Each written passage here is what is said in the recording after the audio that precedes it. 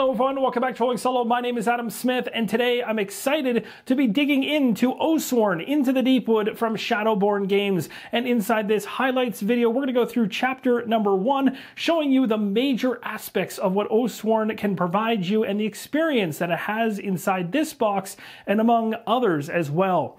Oathsworn is a dark fantasy co-op adventure for 1 to 4 players, where for the first time, it is a legacy game where the monsters are the legacy. Hidden away in mystery boxes are dozens of nightmarish monsters, and it's your job to hunt them down across each of the game's 21 chapters. These are all unique, with a big focus on making it a different experience each time you play. From experience, when you receive Oathsworn Into the Deepwood, you are going to be shocked by the sheer physical weight of the core box alone, not even talking about the other boxes that make up the all-in pledge. We have boxes that relate to the armory here, where you can hot swap different weapons on the miniatures themselves without even needing glue. These are simply pushed to fit. You have a box here called the Mystery Chest number 1, Mystery Box number 2, where we have a terrain box to further enhance the gameplay experience, and we also have a spoiler-based item here, which I won't go into, and a secret box over here on the right-hand side. As you open up the contents of Oathsworn Into the Deepwood, you'll notice the attention to detail and the quality of the components inside each and every box, from the miniatures to the writing itself and also the illustrations. The art book itself is full of beautiful illustrations as well as wonderful storytelling throughout, and if you're interested in finding out more about the lore of Oathsworn, I've got a link to that I'll put in the top right-hand corner. In an effort to increase the realism of your experience on the tabletop and the connection of what you currently equip on your character to what you're seeing visually represented in the encounter, the designers have moved forward with a high-impact polystyrene, which allows for a push-to-fit design that is extra strong, it's lightweight, and still keeps that ultra-high quality.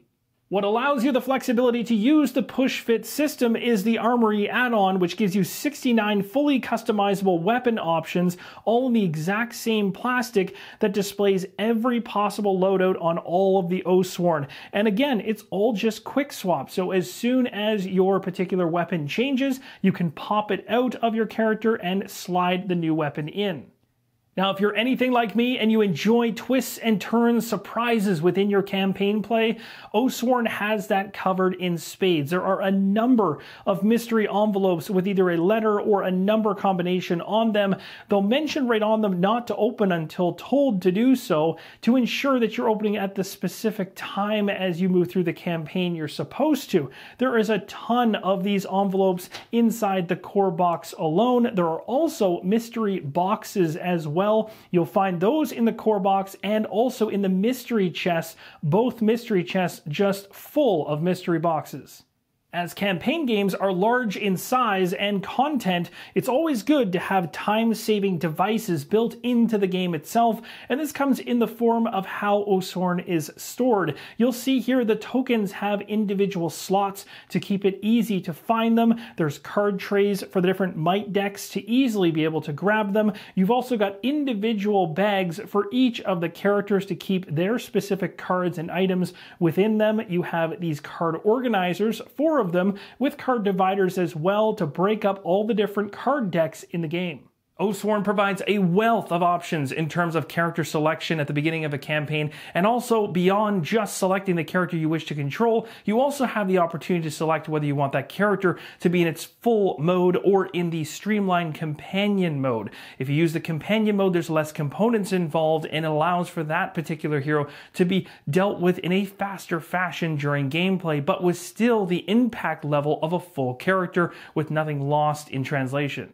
On the back side of the hero dashboard, you'll find the flavor text and backstory for that particular hero, as well as the difficulty rating for controlling that hero. I've decided to control the Warbear and the Ranger as full characters and the Warden and Witch as companions.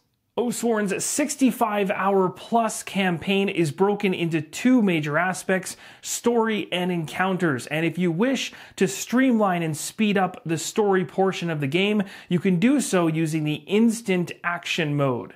The instant action mode doesn't remove the story entirely, but yet streamlines it to a point where the focus is mainly on the encounters. As we move into the story mode of the gameplay, you're going to run into some beautifully illustrated maps, which are going to be heavily used during the story portion of the game. Oathsworn provides two ways to enjoy the story and narrative of the game. You can find it inside of the storybooks. There are two of them, from chapters 1 to 11 to chapters 12 to 21 in quill-bound books, or if you prefer, you can use an app, and that app will house all of this information within it. Within the story mode, as you begin your campaign, you'll be told to go to chapter number 1 at 21.1, where it will tell you to grab a mystery envelope labeled A, and inside of it you will find this beginning map. That is about as much of a spoiler as you'll hear throughout this video, and from here take one of your 4 characters to use as the free company marker. Also get your time tokens nearby, the time track, and the Path A card in place. Whether you decide you'd like to read the professional writing found within Oathsworn for yourself, or you'd prefer to go inside the app and have the narration of James Cosmo do that for you. Green mud sucks at your boots, every stride a challenge as you trudge through the rain. Your hands grip the thick iron cable of the wire road, pulled taut through rings, sunken into the trunks of hideous trees. For days now, it has been the only evidence of humanity's existence in the Deepwood. Clinging to this lifeline has not worked for everyone, though. You are one less than when you left Verum. It was nothing any of you saw, just a thrum on the wire behind you, and then a scream disappearing into the dark. The memory is fresh in your mind, but this is not the time to mourn, not here. As you travel, vines and black tree trunks, spattered with sickly pink cysts, block your view ahead. Also, as you progress through the story, you'll run into decisions which you'll have to make a choice on, which will of course have a ripple effect on your campaign going forward, which also ties into time. The tracking of time is a major element of the story mode, and you'll notice that as you progress through the story, whether in the storybook or in the app, there will be times where it will tell you to add a time token to the time track to depict the passing of time as you make decisions. As we conclude entry 21.2, we're going to go ahead and write the keyword King Killer on our free company sheet. We also gain one random chapter 1 common item. In this case, I got the tattered flax garment. And then we're going to go ahead and place a time token on the time track, which is going to denote the passing of time. We're also placing location 22 on the map and moving our free company marker there as well. Whether we choose to move to a particular available location with a token on it, or we're told to move there, we're going to go ahead once we're there and we're going to remove the token that is there, put it on the time track, flipping it over to show the opposite side, which will give us a heads up as to what entry we follow next, and it's based on which path we're currently on. We're currently on path A. As you progress through the story, you'll also notice on the time track there are certain spots which, once filled in, you will go ahead and activate these effects if they're immediate. The immediate effect icon looks like this with an arrow down at the very top. And then the other effects are end of encounter effects. For example, this one right here, the extra unique item, or you could get an end of story effect, which is the book with an arrow through it, which is this one right here to gain a token. Traversing through the story of Oathsworn isn't easy, and you might lose hit points. If you do, go to the die on your dashboard and knock it down by the number of hits you've taken. This could occur on a full character or companion. Both have this die. Iron is a currency inside of Oathsworn, and when you gain some, you'll distribute it amongst the party as you wish. It's also worth mentioning that this is the metal coin add-on. The base game comes with tokens. Story checks are a big aspect of the story portion of the game, and when you're told to make a check, whether as a party or as an individual within the party, you're going to go to the white deck and decide up to 10 cards to draw from that deck in order to meet the requirement of the check you're going after. So in this example, we're doing a reasoning check difficulty 5. I'm going to decide to pull 5 cards from the white deck, and at this point we'll start flipping them over and resolving them. The very first one here is a 1, so that's good. We got ourselves a 2, so we're up to 3 already. There's a blank. We don't want to see another one of those blanks come up.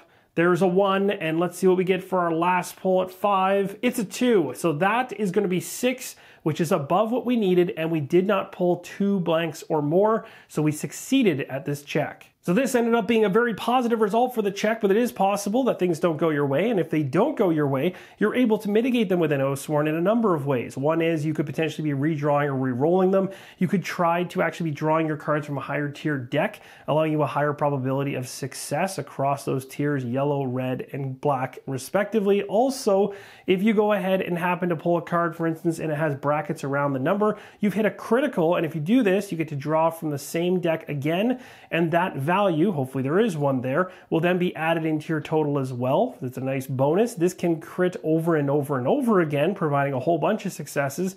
And on top of it, the best benefit is if you do get any blanks off those criticals, they don't go into the total of 2 or more blanks to fail the check. The large majority of combat is found within the encounter section of the game, but you can still find it in the story section as well. And when you do find it in the story, you go through a summed up 1 round of combat. We're going to go ahead and draw up to 10 white cards, again, trying to meet a specific requirement. Let's say it's defend 5. So in this case, we need to draw up to a number of cards that we think will get us a 5 or higher in terms of success, but also ensuring, same as a check, that we don't hit 2 misses or more. We also have the opportunity to draw up to our might worth on our character dashboard as well as part of this draw, allowing us better chances of succeeding at the combat. And of course, if we fail at the combat, there's going to be implications to our HP die, which we talked about earlier on. And similar to typical checks, there's also combat-specific abilities and tokens which can help you out in order to try to succeed at combat. As we progress through the story, we run into an individual who's not in the best of circumstances, and we have the opportunity here to free Randall, or we can leave Randall to his punishment. In this case, I'm going to decide to free him. Here's a great example as to how the story can branch off. There's 2 paths here before us. We can try to find out what the informant might know thanks to us releasing Randall, or we could try to basically dig up clues on our own by visiting around town. And as I did with prior entries, prior to getting to this one, we got to an entry that had us place a number of areas that we could explore on our own. But at this point, I'm going to go for choosing of option number 1 here at the top to try to find the informant and see what he knows. This actually has us removing all the location tokens from the map, placing location 24 and going there. At the Burrows location, I found the informant and I have 3 options here. I can choose to barter with him, I can try to give him what he wants and maybe a little extra to help his family, or I could just straight up threaten him. I'm going to choose to threaten him, so we're going to go ahead and draw cards. It says the check is a difficulty 6. I'm going to choose to draw 5 cards, and we're going to see if we're able to pull this off. And then we'll go for the final card, and it's a 1. So this actually ends up being 7 total, which we only needed 6. And again, these 2 that came off the criticals did not count towards the 2 or more to make us fail, so we passed this threatening check. After threatening the informant, he let us know that he used to have a job, which was him dealing with the bodies in the city and burning them to ensure that disease would not spread. But somebody undercut him and was taking the bodies to the city walls, where he believes they're throwing them over the city walls. And so there's a lot of weirdness happening around this particular story that we need to check out. And this individual has given us 3 locations we need to check out. That is 11, 17, and 25. You can see that all 3 of these locations the informant gave us are on the outside of the city. I'm going to choose to go to 17 on the far east side. After moving the free company marker to location 17, I place it on the time track, and it has an immediate effect that resolves before we go ahead and read the opposite side of this token here. So we're going to go ahead and grab the city event card, which I have up in the top right. I've already gone ahead and resolved it. It gave ourselves a reroll for our party members. So we've resolved the city event now, and we can head to 17 to see what's in store. It appears that heading to the tower was the right call. As I dug further and further into this location and the story, I was able to determine that it was rats, dozens of them in this area, and was able to make notes about them. And this is also allowing me to reveal the encounter special rules board for the upcoming encounter. A very cool aspect of Oathsworn is that if you do well enough during the story portion of the game in terms of investigating and determining what your next foe is going to be, you get a leg up as you get to find out what the special rules of the upcoming enemy are in advance. This gives us a great heads up in terms of defense, the might, the rats that are involved, the stages, all this information provided here for us. At this point, the story narrative wraps up. You get a full idea as to what you're about to walk into. In this case, it's the Broodmother, as you now know. And we have these two items here in front of us. If you're playing with the standee version of the game, you're going to be going to mystery envelope number 1 and opening it, revealing the Broodmother standee. Or if you have the mystery box for the miniatures, you're going to be opening up the mystery box number 1. Our party of 4 find themselves in front of the Broodmother in the Deepwood as we set up for the encounter phase. The Broodmother is not alone as smaller rats surround her. Due to our efforts inside the story phase, the special rules board, as we talked about before, is revealed. The encounter phase consists of the refresh phase, the Oathsworn phase, the encounter phase, and the end of round phase. You skip the very first 2 if you've been ambushed, which is possible. The company of 4 is set up depending on whether you have full characters or companions. Be sure to check your character sheet as you enter an encounter, as it will track all of the combat tokens that you may have gained during the story portion of the game. Things like defense tokens, +2 animus, redraw, empowerment, or battle flow tokens to name a handful. I'm going to have the Ranger activate first, and we're going to use Animus in order to move closer to be within range of the Broodmother. A full character like the Ranger may choose to use an ability card in hand, spending the Animus cost in the top left-hand corner to potentially generate movement, but another option is to just spend Animus on the dashboard itself, 1 Animus for each adjacent hex that full character wishes to move. If the Ranger wanted to move 2 hexes, 2 Animus would be spent. Instead of moving like that, I've decided to use my special ability called Tree Running, which allows me, if I'm adjacent to an obstacle, to spend 3 Animus to move up to 7 to another hex that is adjacent to an obstacle. I'd like to get my Ranger in range to make an attack against the Broodmother and also to hopefully be close to the Warden. So this special ability is going to allow me to move from this hex here, running up the tree. Then I'm going to move up to 7 spaces as long as I land adjacent to another obstacle. Going up 1 tree and coming down another, the Ranger is now in a completely different position and is within range to make an attack. The Ranger has a short bow equipped, and on the short bow, it lets us know we have a range 4, and we are within range 4 of hitting the Broodmother. From my hand, I'm going to play Child of the Forest for the bottom portion of the card, which allows me to attack, and it states this cost 2 Animus in order to pull off. You can see the cost in the top left-hand corner is 0. In this case, it will be 2 as we're doing an attack, and this will be going in cooldown position number 3 on the right-hand side of the board. Very soon, I'll touch on Battle Flow, which is a major element of Oathsworn, with the 4 major quadrants on a full character's dashboard where cards cool down by rotating through the different areas. When making an attack within Oathsworn, you have a very cool strategic choice as to whether or not you're going to be drawing cards from the white deck or using the dice. There's a high risk, high reward with the dice, and of course with the cards, as more cards come off of the deck, you will have better knowledge as to what's still left in the deck, and you're able to even take a little bit of dice and a little bit of cards in whatever mixture you might like. But when you go into an attack, you always have the ability to bring in as many white cards as you want, or dice in that case. But remember the golden rule, which is if you happen to land 2 blanks, the entire attack is a miss. On top of this, you'll want to check your player board. If you happen to have any might there, like we do here in this case with the Ranger, a yellow one, we can take either a yellow die or a yellow card and add it into the pile of white cards or white dice we choose to use. I decided to go ahead and grab 3 white, and I have the 1 yellow from the might, and I'm choosing to grab all cards in this case.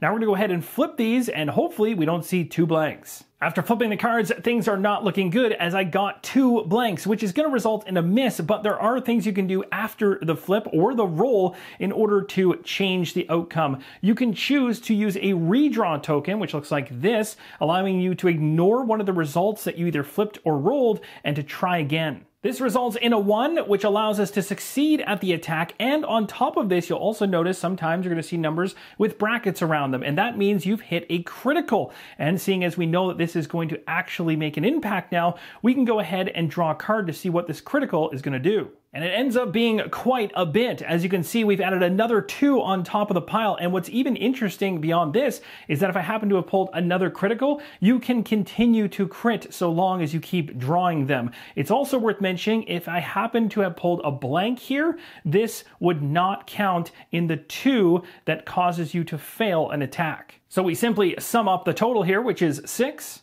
And we reference the defensive value of the Broodmother, which is a 2, and we divide the 2 numbers together. So 6 divided by 2 is 3, so 3 damage is going against the Broodmother. At the front of the Broodmother miniature, you'll see a small triangle, which tells us that it is facing south, and when we take a look at the different hit point locations for the Broodmother, they are laid out like this, with the north or face of the Broodmother up here, and the tail down here. So what we are currently actually aiming at, 4 spaces away from where I'm currently standing, is either the head or it's going to be the flank, and I get to choose which hit point location I'm hitting. So due to the fact that my range 4 allows me to draw all the way to the enemy at the front or to the flank, I've chosen to hit the flank and drop the hit point die down by 3. Now your goal is to get all of these dice completely broken and eliminated, and in order to do that you have to remove all the pips off the dice. So in a future attack where I hit 3 on that flank side which I just impacted, this die will break and be taken off, and as you can see underneath, a number of things are going to occur. The very first thing you're going to do is check the stages section of the special rules card to see whether or not stage 2 is going to trigger, and it states when the Broodmother loses 2 dice or breaks 2 dice fully, then at that point we're going to go ahead and escalate ourselves on the stage deck from 1 to 2, meaning we take all the stage 1 cards that are on top and remove them to the discard pile, obviously progressing the aggression of the enemy. Regardless of advancing the stage or not, we still have to deal with a reaction coming off of the stage deck. As we resolve the stage card, the Broodmother already has 3 rats around her, 2 of which are hiding on the rear side of her, and she is going to have 3 more coming around the sides of her. Throughout the battle, the rats on top of the Broodmother will continue to come into play. The large monsters within the game also have the ability to destroy obstacles with their movement. In this case, the Broodmother is heading northwest and is going to destroy the tree. Obstacles like the tree come in a separate terrain box, which you can pick up for Oathsworn to increase the immersion of the game. The battle continues to rage inside the Deepwood. Our heroes are being attacked by many rats, and the Broodmother is about to spin and make a tail whip attack against the Ursus Warbear. The tail whip from the Broodmother successfully lands based on the cards that we've drawn, and remember, when you're dealing with enemies, the 2 blanks do not cause a miss, nor do any criticals provide any additional bonuses for the enemy. So in this case, we're going to have the Warbear moving back 2 spaces. Out of the 2 knockback, the Ursus Warbear can only move 1, and the second would put it right into the obstacle, and when a character hits an obstacle, that character takes 1 HP worth of damage. The tail whip attack does have an icon of a tail next to the attack icon, and as you can see for the rear here, if this location die has been broken or removed, then in that case, the rear has been so damaged that it's going to actually reduce one of the highest might cards that you draw for the attack coming against you. So in the case that I just took, which was 2 red and 3 yellow, if this die was gone, I'd only be drawing 1 red and 3 yellow. It's extremely dangerous in the Deepwood, and when an Oathsworn is reduced to 0 hit points, the character's miniature is removed from play, and at the start of the next turn, the player who controls that Oathsworn gets to choose an ally to come in. The Broodmother caused the Warden to go unconscious, and now we've got an ally here with an HP die, 2 animus. We're going to grab the miniature, place it on the edge of the game board, and going forward, an ally will be controlled in the Warden's place. The many monsters within Oathsworn will certainly put your party to the test. Things are getting increasingly intense, and we are now down to the final die, which resides at the back of the Broodmother, and the Ranger wants to make an attack that's going to do some substantial damage to the back of the Broodmother to take out that last hit location die. And at this point, I want to show you how battle flow operates. So what I'm going to do here is go ahead and use a card called Thread the Needle. This is going to cost 3 animus, and because I'm a little bit strange, I'm going to move things from left to right. I like doing these two options opposite, as I mentioned earlier in the video. And here we have throughout the video landing in this location. When it lands in this location, it's going to battle flow the cards that are in that location to the next position down. So these two cards right here are going to shuffle down into this position here. It is possible to have item cards in here, and if there are item cards in here, they will be battle flowed, but an item card that's actually placed into one of these positions will not cause any kind of battle flow whatsoever, and there's reminders on the card to let you know that. Now, if you happen to have cards sitting in the 0 position and you ever happen to place a card inside that same position, a battle flow will occur, and when it's in this last position at 0, it will go back into your hand. So as you can easily tell, the strategy around using battle flow is really important, as once you play a specific card, especially if it gets into the position number 3, it's going to take some time to flow around the game board, but you do have the ability to manipulate it by placing these cards in the slots and forcing the battle flow to bring the cards around to get back into your hand, and you can strategize how best to do this as you play through the game. The Ranger is making a range attack at range 4 from behind the Broodmother, which is targeting the only location die that is left at 3 HP remaining. Knowing that it has a defense of 2, we're going to need to get 6 damage to take it down. The card I just played, called Thread the Needle, allows me to get 3 damage if I'm attacking the rear. So right to the gates, we have a good jump start, and now we're going to go to the cards to see if we can get the rest. The cards decided not to be kind to me during this attack. I got myself a 1 yellow, a 2 white, but I got 2 blanks, and that means this entire attack is a miss, unfortunately. Now, taking a look at what I got here, if this had been a successful hit, 2 and 1 is 3 on top of the 3 damage from this card would have been 6, and divide that by the defense of the Broodmother at 2, that would have been 3 damage going through, which would have been exactly enough to kill off the Broodmother. We need to do something about one of these blank cards, so I'm going to use my last token, which will allow me to redraw, and we're going to go ahead and ignore this result and hope for better results from the deck. Let's go ahead and draw a card. Can we do it and take down the Broodmother? Yes, we do, and that is enough to be a successful hit and enough to take off the 3 hit points of damage. The Broodmother has been taken out. The Deepwood is just a little bit safer thanks to our party of heroes. When you complete an encounter in Oathsworn, your focus is going to go towards leveling across all the characters in your party. Full characters are going to focus on gaining ability cards in most cases, and the companions are going to be focused on getting archetype cards. Now, there is a chart within the encounter book that tells you exactly what you get at each level, so you should reference that. But at level number 2, for instance, with this full character here, the Ursus Warbear, I'm gaining these 2 cards with level 2 on them into my pool of ability cards to choose from.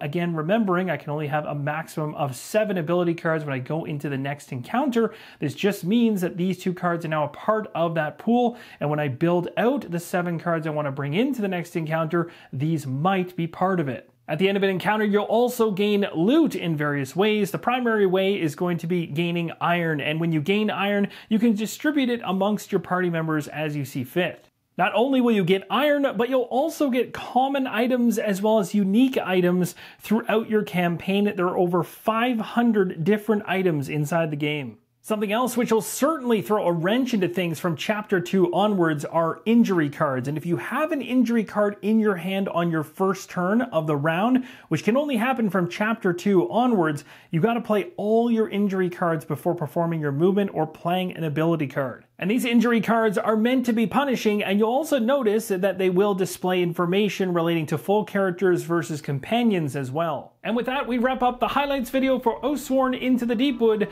from Shadowborne Games, which is opening up its pledge manager very soon, if not already. Information around that will be in the pinned comment and video description, and I really hope this video helps you make an informed decision as to whether or not this is something that you're interested in. Thank you guys so much for watching, and as always, keep on rolling solo.